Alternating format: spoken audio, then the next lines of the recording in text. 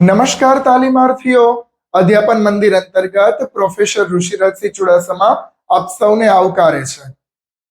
આપણે જે જગ્યાએ રહીએ છીએ એ આપણી પૃથ્વી, આપણું નિવાસ સ્થાન છે. આપણે જેવી રીતે આપણા ઘર પરિવારના જે કોઈ મકાન છે એની સ્વચ્છતા જાળવીએ છીએ, એવી જ રીતે આપણી જે પૃથ્વી છે એની સ્વચ્છતા જાળવવી, એના વાતાવરણ, એના પર્યાવરણ વિશે જાળવણી રાખવી એ આપણા સૌ વ્યક્તિઓનું કર્તવ્ય છે. આપ સમજી ગયા હશો, આપણે વાત કરીએ છીએ P7 ની, એન્વાયરમેન્ટ એજ્યુકેશનની અંદર ખાસ કરી અને આજે આપણે શરૂ કરવું છે એકમ 4. એકમ 4 નું નામ છે યુનિટ 4, પર્યાવરણ શિક્ષણનો અભ્યાસક્રમ, પર્યાવરણ સંરક્ષણ માટેના કાર્યક્રમો અને જનજાગૃતિ. તાલીમાર્થીઓ, જે પ્રમાણે નામ છે એ પ્રમાણે શિક્ષકની ફરજ અને જે કોઈ કર્તવ્ય છે એના વિશે આ એકમની અંદર, આ યુનિટમાં ચર્ચા કરવામાં આવેલી છે.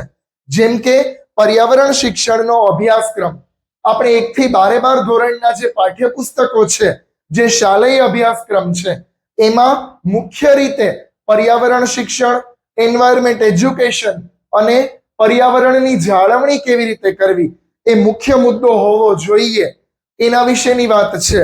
અને ત્યારબાદ પર્યાવરણ સંરક્ષણ માટે જાગૃતિના કાર્યક્રમો, અલગ અલગ કાર્યક્રમો કરી, એવા કોઈ પ્રોગ્રામ કરી અને જન જાગૃતિ કરાવવાની વાત છે.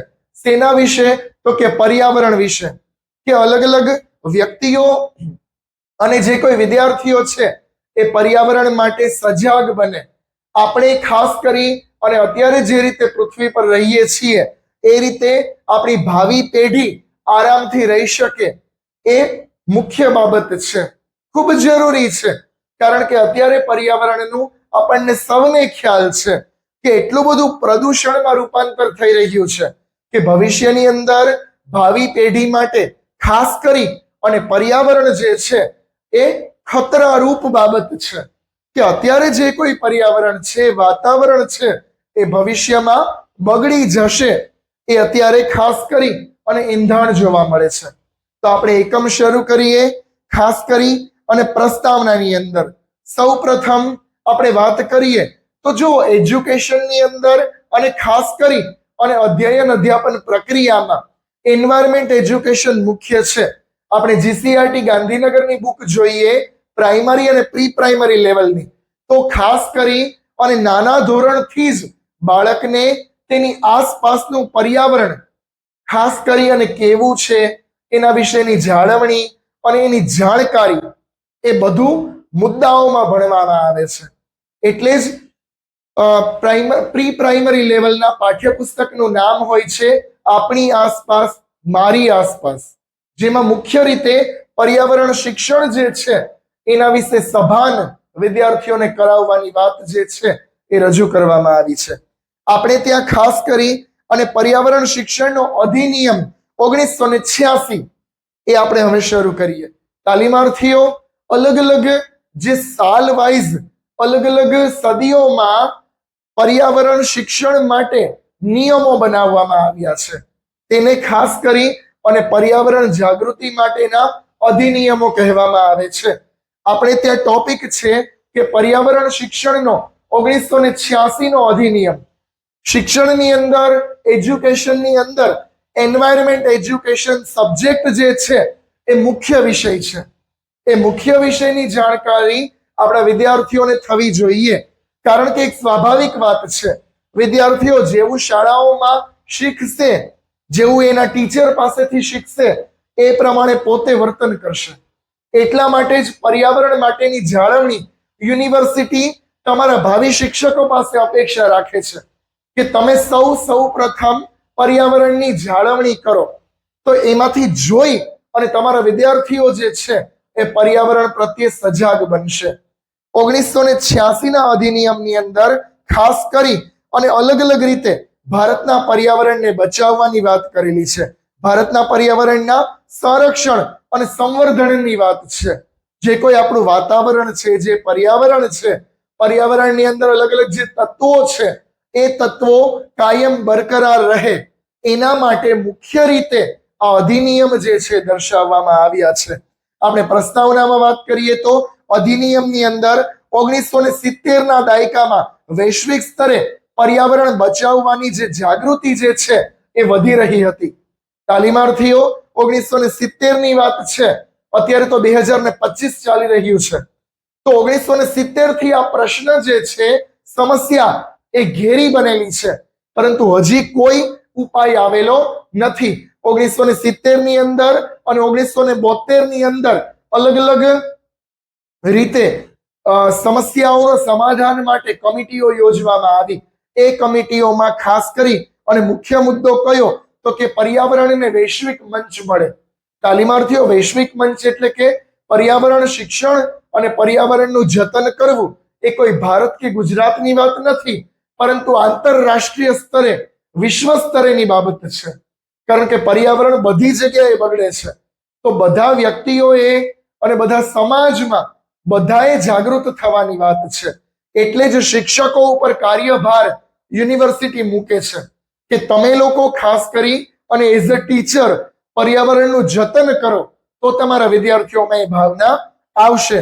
આ રીતે 1980 માં સૌપ્રથમ સરકારશ્રી દ્વારા પર્યાવરણ માટે વૈશ્વિક નીતિઓ ઘડવામાં આવી. એ નીતિઓ અમલ મૂકવામાં આવી. કાયદાકીય રીતે અલગ અલગ અધિનિયમની રચના કરવામાં આવી, જેમાં 1986 નો પર્યાવરણ સંબંધી અધિનિયમ મુખ્ય છે. તે આપણે આગળ જોઈએ તો આ અધિનિયમની અંદર મુખ્ય લક્ષ્ય શું છે? અધિનિયમનો મતલબ એ કે એવો નિયમ બનાવવામાં આવ્યો કે જેને કારણે પર્યાવરણમાં જતન અને સંરક્ષણની ભાવના વ્યક્તિઓમાં પેદા થાય. સમાજના જે નાગરિકો છે એ જાગૃત બને કે અત્યારે આપણે પર્યાવરણને ગમે તેમ એનો ઉપયોગ કરશું, પર્યાવરણને બગાડીશું, તો ભવિષ્યમાં આ વાતાવરણ, આ પર્યાવરણ રહેવા લાયક નહીં હોય, સજીવ સૃષ્ટિ માટે હાનિકારક બની જશે. એવી જાગૃતિ જે છે લાવવા માટે 1986 ના અધિનિયમની અંદર મુખ્ય મુદ્દાઓ દર્શાવવામાં આવ્યા કે આ મુદ્દાઓને ધ્યાનમાં રાખી અને વ્યક્તિઓ કાર્ય કરે. પોઈન્ટ વાઇઝ આપણે જોઈએ તો પહેલો મુદ્દો પર્યાવરણનું સંરક્ષણ. 1986 ના અધિનિયમમાં કહે છે સૌપ્રથમ પર્યાવરણનું સંરક્ષણ કરવું જોઈએ. સંરક્ષણ કરવું એટલે રક્ષણ કરવું. અલગ અલગ પર્યાવરણના જે તત્વો છે, હવા, જમીન, પાણી, ખોરાક, એ બધા તત્વો જે છે મુખ્ય, એ બધાની રક્ષા કરવી, રક્ષણ કરવું એ પર્યાવરણનું સંરક્ષણ છે. એમાં મુખ્ય રીતે પર્યાવરણ સંબંધી નિયમો, એ માટેના નીતિ નિયમ, માર્ગદર્શિકા અને અલગ અલગ નિયમો ઘડવામાં આવ્યા. અને નિયમો ઘડ્યા બાદ તેનું પાલન કરવાની ફરજ જે છે એ પાડવામાં આવી. પર્યાવરણ, જળ, વાયુ અને માટી અને અવકાશ, આ જે મુખ્ય તત્વો છે, એ ચારે ચાર તત્વમાં સંરક્ષણ થવું જોઈએ, એ લોકોને વાત કરવામાં આવી. બીજો પોઈન્ટ છે, બીજો ઉદ્દેશ્ય કયો? પ્રદૂષણ નિયંત્રણ. તાલીમાર્થીઓ, આપણને સૌને ખબર છે કે અત્યારે પ્રદૂષણ જે છે એને માજા મૂકેલી છે. આપણે સિટીઓમાં, મેગા સિટીઓમાં જોઈએ તો સ્માર્ટ સિટીની અંદર, નગરો, મહાનગરોમાં એટલું બધું હવાનું પ્રદૂષણ છે કે કંઈ દેખાતું નથી. હવાના પ્રદૂષણને કારણે મુખ્ય રીતે ધુમાડાઓ વધે છે, અને એ ધુમાડાઓ વધવાને કારણે જે આપણું ઋતુચક્ર છે એ ઋતુચક્રમાં પણ હાનિ પહોંચે છે અને ફેરફાર થઈ ગયો છે. એક્ઝામ્પલ તરીકે કમોસમી વરસાદ, જેને કારણે ઘણું બધું નુકસાન જે છે એ ખેતીમાં જોવા મળે છે. તો આ પર્યાવરણ અને પ્રદૂષણ ખોરવાય છે એટલા માટે છે. ત્યારબાદનો ત્રીજો મુદ્દો જોઈએ તો નિયંત્રણ અને નિયમન. સૌ લોકોને જનજાગૃતિ કરાવી આપી કે આપણે જો પર્યાવરણને નહીં બચાવીએ તો ભવિષ્યમાં આટલું હાનિ થશે, પણ એ માટે નિયંત્રણ અને નિયમન બહુ જરૂરી છે. આપણે કહીએ ને કે નીતિ નિયમો બનાવી નાખીએ, પરંતુ એ ફોલો થાય છે કે નહીં એ મુખ્ય બાબત છે. તો જે નિયમો સરકારશ્રીએ બનાવ્યા, એ નિયમો ઘડ્યા બાદ તે ફોલો અપ લે છે કે નિયંત્રણ થાય છે, નિયમન થાય છે. એ પણ 1986 ની એક મુખ્ય મુદ્દો છે. અલગ અલગ પર્યાવરણ ક્ષેત્રે 1986 માં સરકારશ્રી દ્વારા અલગ અલગ કચેરીઓનું નિર્માણ કરવામાં આવ્યું, જેમાં પર્યાવરણ અધિકારી, સંરક્ષણ અધિકારીઓની જગ્યા બહાર પાડવામાં આવી અને તેની ભરતી કરી અને તેને મુખ્ય કામ કયું તો કે પર્યાવરણનું જતન અને સંરક્ષણ થાય એ બાબતે એણે કર્મચારીઓ નિમ્યા. ત્યારબાદનો પોઈન્ટ છે પર્યાવરણ માટેના ધોરણો.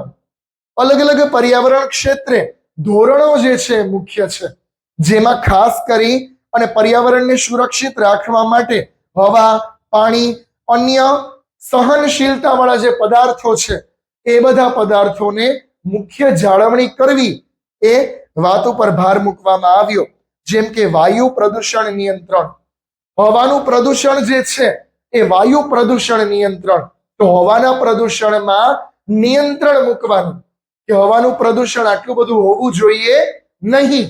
બીજો પોઈન્ટ છે જળ પ્રદૂષણ. અલગ અલગ ગંદા વસવાટ કે કારખાનાઓના જે કચરાયુક્ત, બગાડયુક્ત જે પાણી છે એ નદી નાળામાં છોડવામાં આવે તો જળ પ્રદૂષણ થાય છે. તો જળ પ્રદૂષણ નિયંત્રણ પણ કરવામાં આવ્યું. અને ત્યારબાદ જમીન પ્રદૂષણ નિયંત્રણ. અલગ અલગ કાયદા કાનૂન બનાવ્યા કે જેને કારણે જમીનની ફળદ્રુપતા ઘટે નહીં એવા કામ જે છે એ કરવામાં આવે. તો એ જમીન પ્રદૂષણ નિયંત્રણનું કામ છે. ત્યારબાદનો પાંચમો પોઈન્ટ છે કાનૂની કાર્યવાહી. અલગ અલગ રીતે કાનૂની કાર્યવાહી કરવામાં આવે કે જે નાગરિકો પર્યાવરણનું જતન નહીં કરે પરંતુ પર્યાવરણને બગાડશે એને અમુક રકમનો દંડ ફાળવવામાં આવે છે, એને કહેવાય કાનૂની કાર્યવાહી. તો 1986ના અધિનિયમની અંદર આટલી મુખ્ય બાબત જે છે એ રજૂ કરવામાં આવી છે. મુખ્ય 5 પોઈન્ટની અંદર આપણે જોયું. હવે આપણે મિત્રો જોઈએ તો 1986માં જે રાષ્ટ્રીય શિક્ષણ નીતિ ઘડવામાં આવી, આપણે બીએડમાં ભણીએ છીએ કે 1986ની રાષ્ટ્રીય શિક્ષણ નીતિ, એ શિક્ષણ નીતિના એક મુખ્ય મુદ્દા તરીકે આ મુદ્દાની સામેલગીરી કરવામાં આવી કે પર્યાવરણનું જતન અને સંરક્ષણ કરવું એ મુખ્ય નાગરિકની ફરજ છે. કારણ કે જેવું શિક્ષણ આપીએ છીએ એવા જ નાગરિકો તૈયાર થાય છે.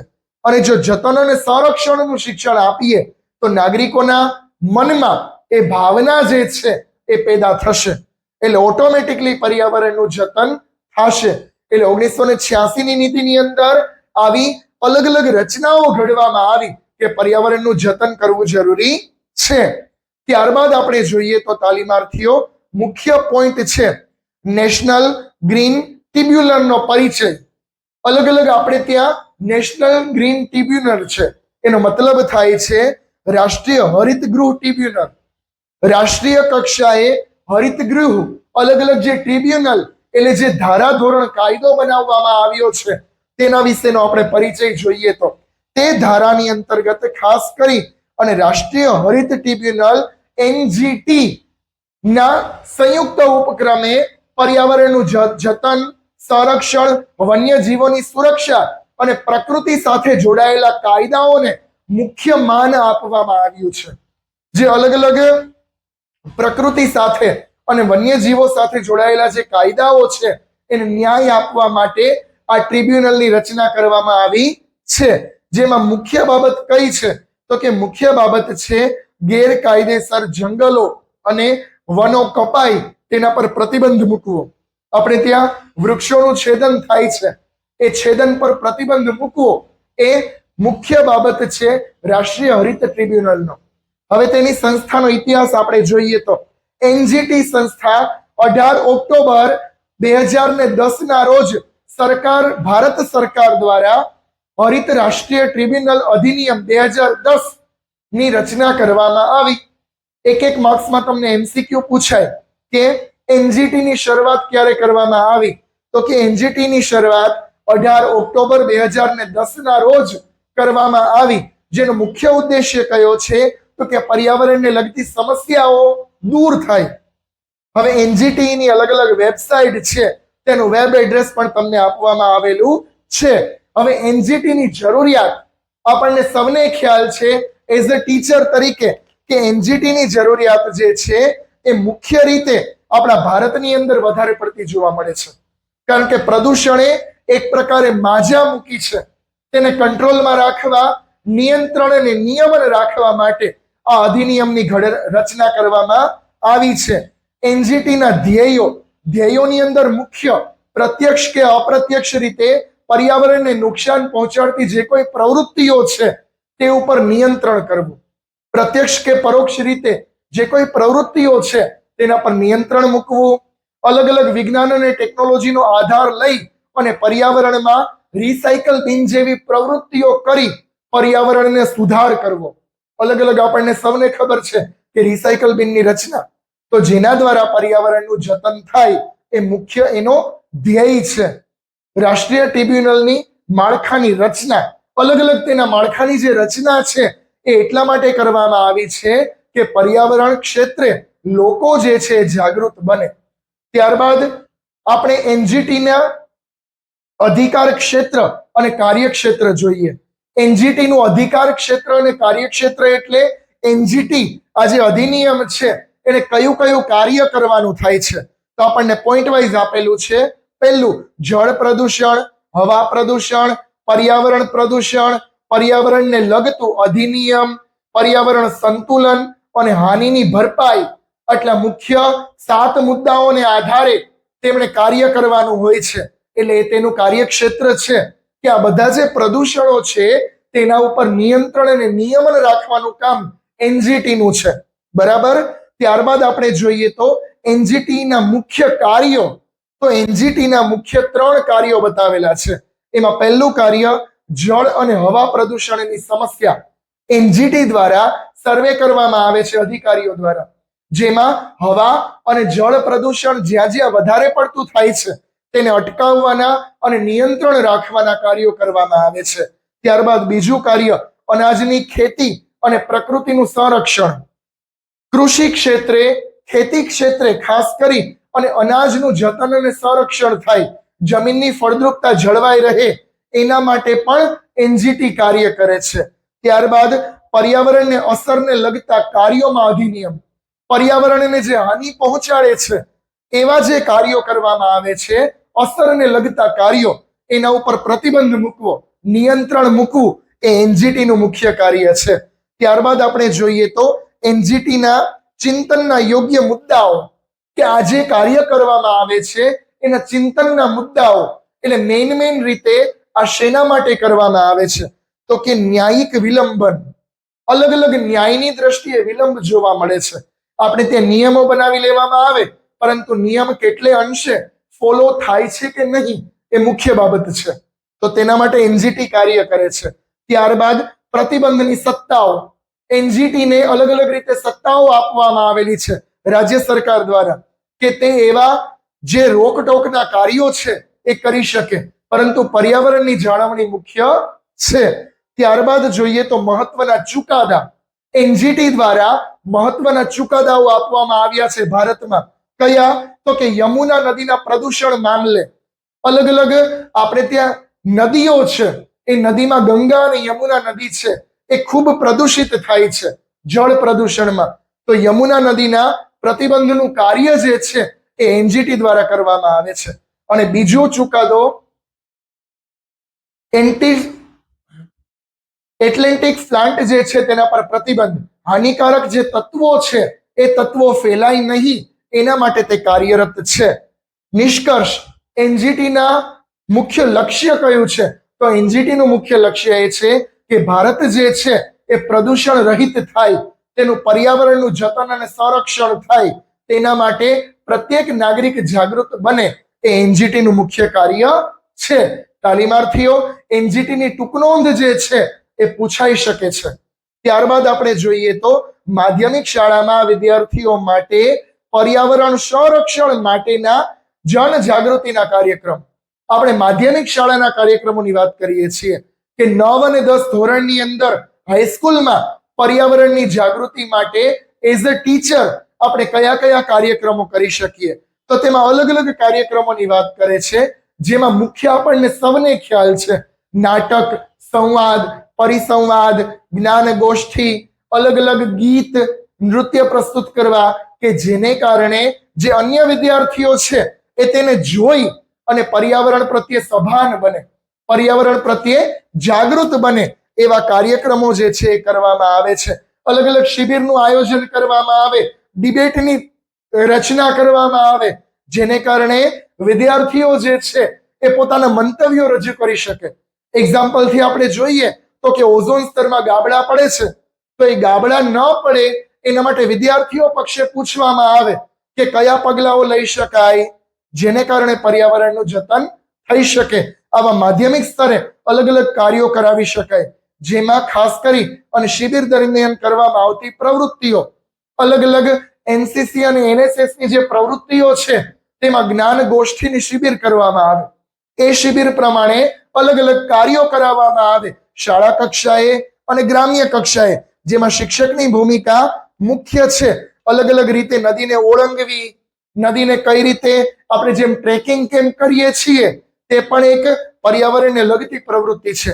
ગ્રામ્ય સફાઈ, અલગ અલગ રીતે ઘણી બધી પ્રવૃત્તિઓ કરી શકાય કે જેને કારણે પર્યાવરણ જે છે બચી શકાય.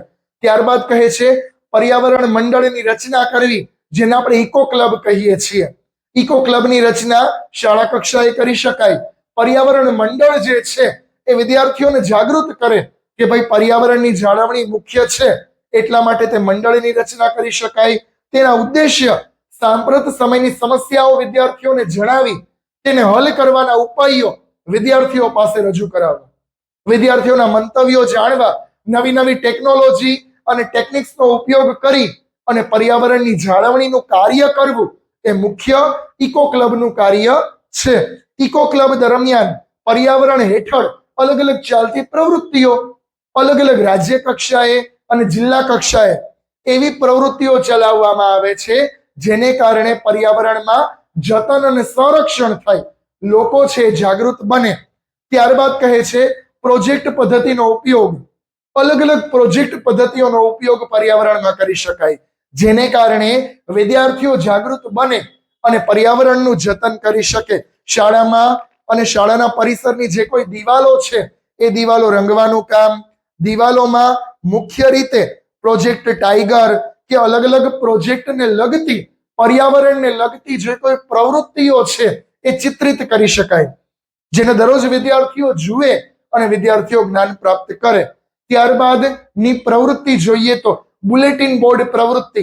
આપણે ત્યાં બીએડ પીટીસીમાં થાય જ છે બુલેટિન બોર્ડ, જેમાં પર્યાવરણ જાગૃતિને લગતા ચિત્રો, કોઈ લેખ, કોઈ કવિતાઓ લગાવી શકાય, જે વિદ્યાર્થીઓ રોજ વાંચે અને વાંચીને પર્યાવરણ જાગૃતિ માટેની એને પ્રેરણા મળે.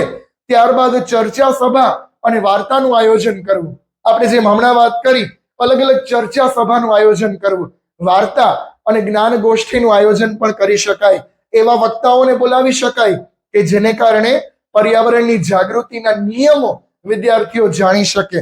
ત્યારબાદ સામાયિકોનું પ્રકાશન. અલગ અલગ રીતે જે કોઈ સામાયિકો છે એ સામાયિકોનું પ્રકાશન કરી શકાય, એ વિદ્યાર્થીઓને વંચાવી શકાય તેવી પ્રવૃત્તિઓ શાળા કક્ષાએ થઈ શકે. ત્યારબાદ પ્રદર્શન ગોઠવવું. એવું પ્રદર્શન ગોઠવવાનું જેમાં વિદ્યાર્થીઓ વેસ્ટમાંથી બેસ્ટ બનાવે, એ કોઈ વસ્તુઓ જે છે એ વિદ્યાર્થીઓ બધાને બતાવે એવું પ્રદર્શન હેન્ડ રિટન બનાવી શકાય અને ગોઠવી શકાય, હેન્ડમેડ. Film show. એવી ફિલ્મ અને પિક્ચર બતાવી શકાય કે જેમાં પર્યાવરણ જાગૃતિની વાત કરવામાં આવેલી હોય. વિવિધ સ્પર્ધાઓનું આયોજન કરવું. અલગ અલગ એવી બધી સ્પર્ધાઓ જેમાં પર્યાવરણનું જતન થઈ શકે એવી કોમ્પિટિશન, એમાં પહેલો, બીજો, ત્રીજો નંબર આપી શકાય. ત્યારબાદ વિવિધ દિનની ઉજવણી.